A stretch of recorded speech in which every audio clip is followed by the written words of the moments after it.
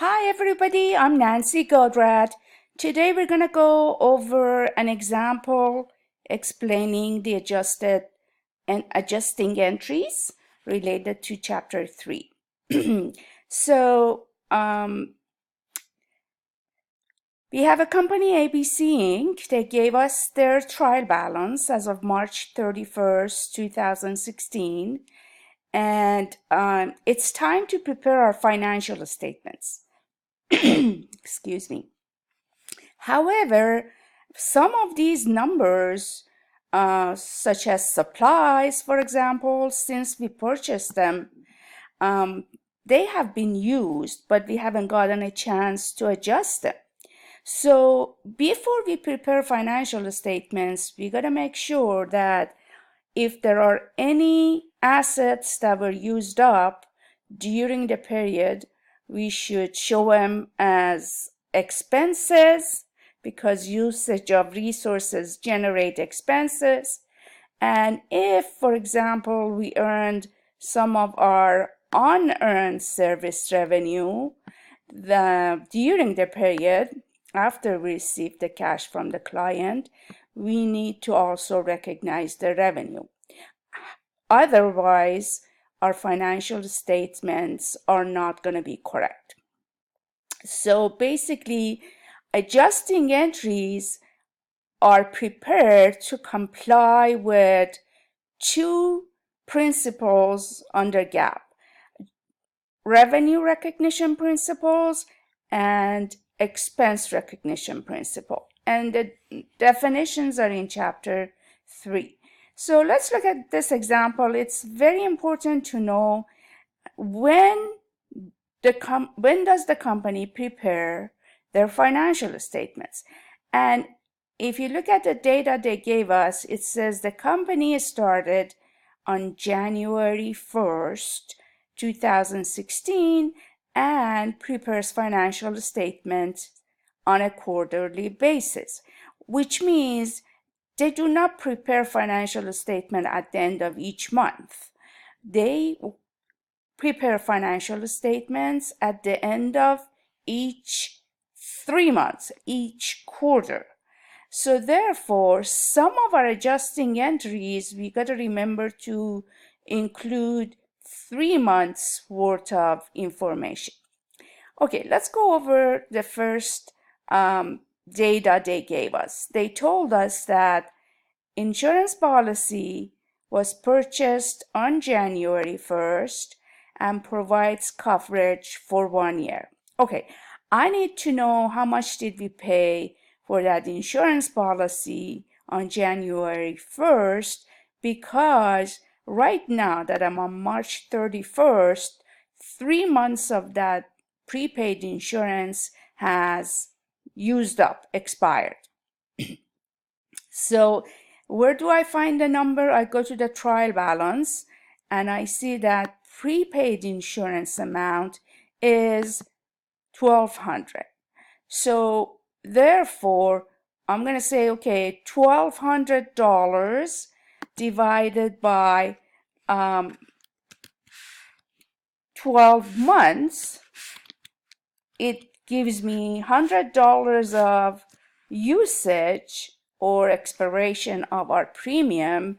And because we have not prepared financial statements for January, February, and right now we're on March 31st, we're gonna need to show 3 months of insurance policy expired.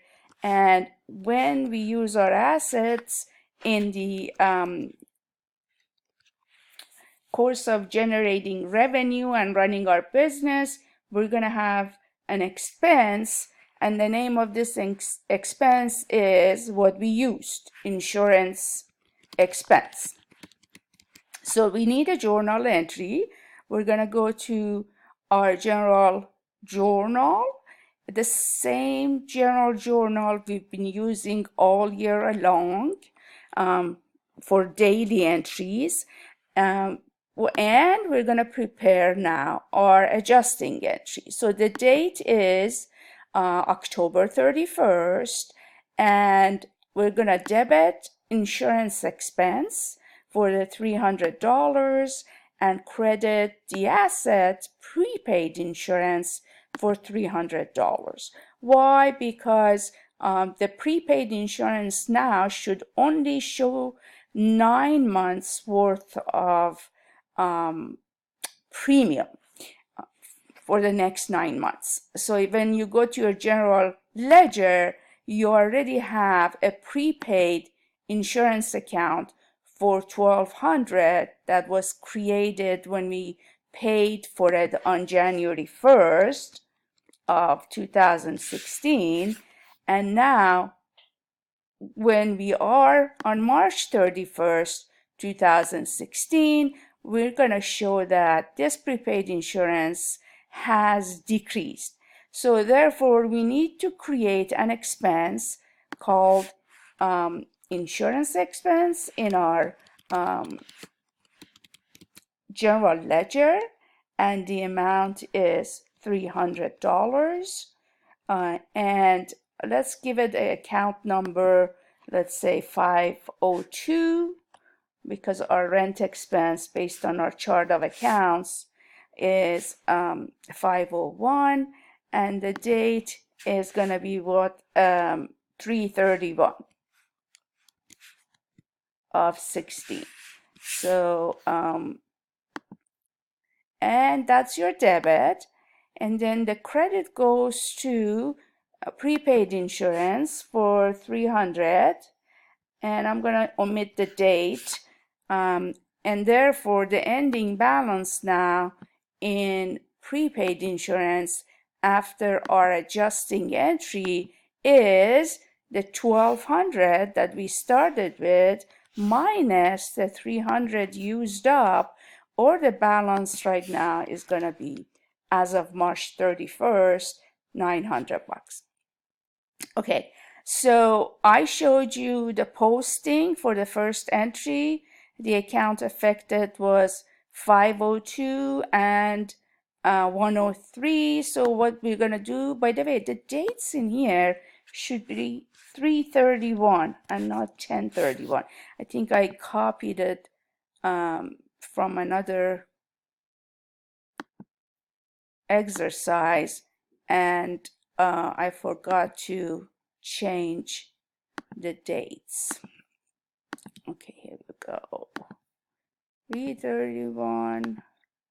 And so since we are preparing adjusting entries at the end of the quarter, the first quarter, March 31st, all the adjusting entry dates would be the same. So now on the reference column, I'm going to write down account 502 and was it 103? 103 to show that I have posted the information to general ledger. And when you are posting, also arrive at the ending balances. Okay, now let's go back to our facts. So we took care of the first adjusting entry. The second additional information is telling us that the company purchased equipment at the beginning of the year, and the equipment has a salvage value of 1,000. Salvage value means that this is an estimate the company has for selling the equipment or getting money for it at the end of its useful life. How long do they think this equipment gonna last them? Again, this is an estimate made by management. 5 years. Maybe they have a company policy that after 5 years they replace all their equipment, and so that's why they gave it a 5-year life. Or maybe normally, based on past history, their equipment normally lasts them 5 years. Okay, so we need to show how much of this equipment that we purchased we've been using in the business, basically the cost of wear and tear of equipment. We need how much the cost of the equipment. If you look at it in here, we paid $20,000 on January 1st, and to show how much of this equipment, the cost of wear and tear of this equipment, we have GAAP requires us to use a method that is logical, and it's a process that we will allocate the life of that asset, the equipment, over its useful life. So every month, the usage should show up as an expense. And how do we arrive at that? There are different methods and for calculating the cost of wear and tear, which is called depreciation expense. Cost of wear and tear of property, plant, and equipment type asset is called depreciation expense. We don't call it equipment expense, we call it depreciation expense. So there is one terminology that applies to all property, plant, and equipment type assets except land. Land doesn't get depreciated because GAAP states that land is always going to be there. There is no cost of wear and tear. The dirt is always going to be there to build stuff on it. So that's the assumption. However, equipment, machinery, furniture, fixture, building, we're going to depreciate it. So now, if we use one of the methods that is most commonly used in practice to depreciate an asset, that method is called straight line depreciation method. And how do we arrive at the amount? We're going to take the cost of the asset, which in our case was $20,000. We reduce it by its salvage value, which is always given to you. In real life, you have to decide what the estimate would be. And if we cannot estimate it, you can basically say salvage value is zero. And then once this $19,000 is called depreciable cost, how much of the original cost you can depreciate, show the usage. Once you have that depreciable cost divided by the useful life of 5 years, and you arrive at what?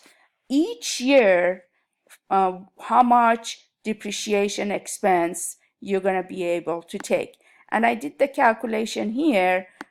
Each year, I can take $3,800 of depreciation. So far, I have only used the equipment for January, February, and March of 2006. So I cannot take the entire $3,800 depreciation. I will only take 3 months for January, February, March of the first year, and the amount is rounded to $950. So 3,800 times 12 times 3 months, or we could have just gone. There are 4 quarters in the year, so I can just divide the 3,800 by 4 quarters to arrive at the 950. That's another way of going about it. So I'm writing these and kind of in your general journal.